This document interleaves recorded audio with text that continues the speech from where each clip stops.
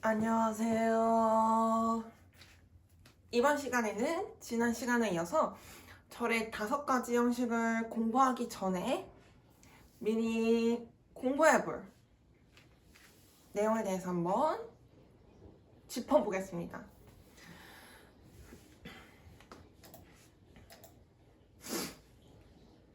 이미 서술된 절을 분석하는 도구로서 5가지 형식은 귀납적인 순서에 의해서 감추려진 형식들입니다. 귀납적인 순서라는 것은 절을 분류하는 기준으로서 5가지 형식을 연구했던 학자들이 다양한 문장들을 보고 하나하나 연구해가면서 대체로 절을 5가지로 분류할 수 있습니다 라는 경험적인 결과를 도출했다는 사실을 나타냅니다. 즉, 절의 5가지 형식을 결과로서 내기 위한 연구 방법은 귀납적인 연구 순서를 따랐다는 사실에 대한 설명입니다. 따라서 귀납적인 순서에 의해서 연구된 결론은 하나의 발견, 여태까지 5가지 절의 형식으로 모든 문장을 설명할 수 있습니다 라는 학자들의 주장이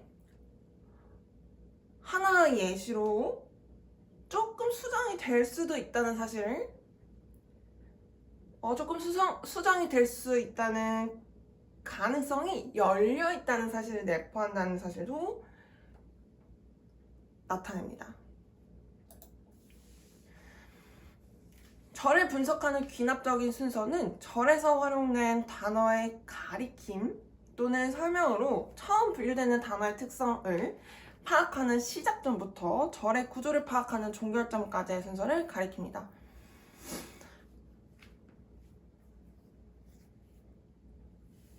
저희가 절의 5가지 형식을 분류한 학자분들께서 절을 분석한 방법을 한번 따라가 보자면 다음과 같은 순서를 따를 수 있다고 합니다. 단어의 가리킴 또는 설명으로 처음 분류되는 단어들의 특성을 파악하는 시작점부터 그 단어가 절에서 활용되어서 하나의 구조를 이루며 그 구조를 파악하는, 분석하고 파악하는 종결점에 이를 수 있다고 합니다. 하나의 단어가 본래 가진 특성에 맞게 절에서 하나의 역할을 맡은 후에 그 단어는 절을 구성하는 필수 요소로 여겨집니다. 여기서 하나의 단어가 본래 가진 특성이 있다고 이야기하고 있습니다. 이 사실은 저희가 사전에서 영어 단어의 뜻을 찾아본 경험이 있다면 누구나 이해할 수 있는 설명입니다.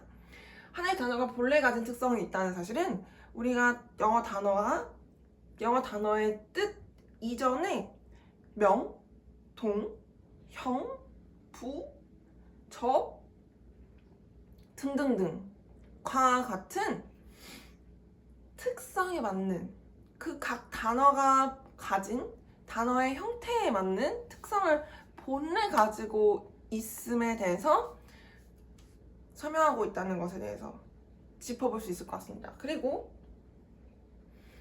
그 특성에 맞게 절에서 하나의 역할을 맡은 후에 그 특성에 맞는 역할을 가질 수 있다고 합니다. 즉, 하나의 가리킴으로서의 특성을 갖는 명사 또는 대명사는 절에서 주어 또는 목적어, 그리고 주어 또는 목적어를 정의하며 설명하는 주격보어, 목적격보어, 즉 보어로서의 역할을 수행할 수 있는 것과 같이 하나의 가리키는 말, 하나의 설명하는 말은 절에서 맡을 수 있는 역할이 분별되어 있다는 것에 대해서도 저희가 이해할 수 있겠습니다.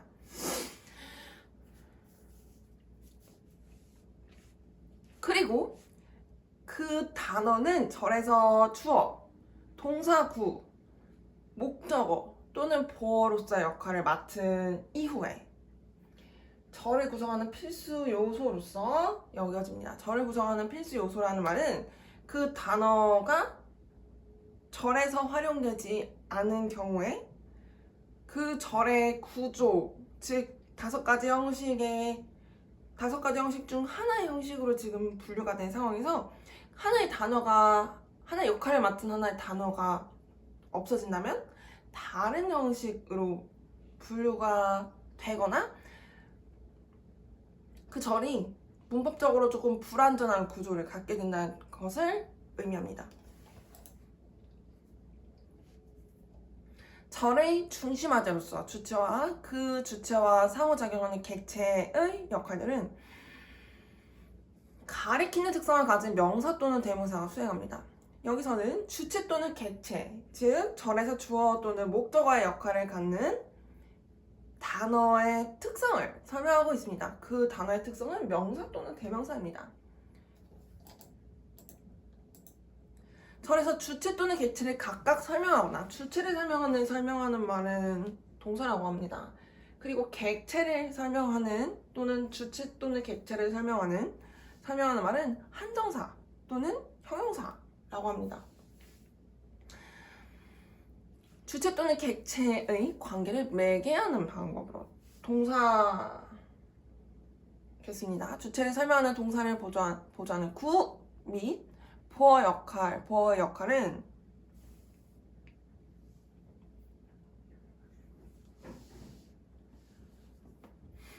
설명하는 특성을 가진 동사, 한정사 또는 형용사가 수행합니다. 부사는 말하는 사람이 절을 통해서 전달하고자 하는 구체적인 의도를 효율적으로 전달하는 것에 활용이 됩니다. 부사는 설명하는 말을 설명을 합니다. 따라서 동사, 한정사 또는 형용사를 설명할 수 있는 말입니다. 하지만 말하는 사람은 말하는 사람이 절을 통해서 전달하고자 하는 하나의 같은 의도를 부사를 활용한 하나의 절과 부사를 활용하지 않은 하나의 절 또는 두 절을 통해서 전달할 수 있습니다.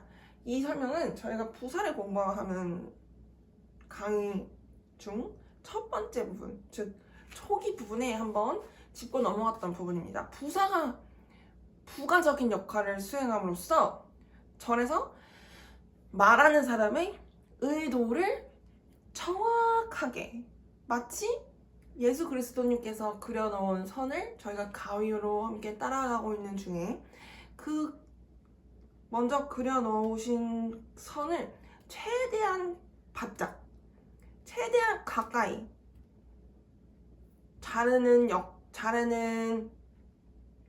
것과 같이 저희 마음속에 떠오르는 말하고자 하는 의도를 저희가 전달하고자 하는 의도를 하나님께서 저를 통하여 전달하시고자 하는 의도와 최대한 가까이 전달할 수 있도록 하는 말이 부사였습니다. 그런데 부사는 말하는 사람의 의도를 구체적으로 설명하는 것에 도움이 되는 말이지만 문법적으로 필수 구성 요소로서 역할을 맡지는 않습니다. 따라서 부사가 활용되지 않은 두 절이 부사를 활용한 하나의 절로 병합되는 것을 보기도 하고 부사가 활용된 절이 부사가 활용되지 않은 두 절로 나뉘어서 서술될 수 있다는 사실도 공부해봤습니다. 따라서 말하는 사람은 부사를 절을 구성하는 필수 요소로서 간주하지는 않습니다. 그래서 저희가 절을 분석해서 절의 몇 형식에 해당하는지에 대해서 분석할 때 부사는 고려하지 않을 것입니다. 저희가 절을 분석하는 중에 부사를 첨가하지 않을 것이라는 구체적인 설명을 각 부사 종류에 맞게 이렇게 제시했습니다. 그래서 첫 번째 현재분사, 두 번째 과거분사, 세 번째 투부정사, 네 번째 조동사, 다섯 번째 전치사 순으로 어떻게 절에서 활용되지 않고 동일한 의도를 말하는 사람이 전달하는지 한번 공부를 해보려고 합니다. 다시 복습처럼 한번 다시 짚어보려고 합니다.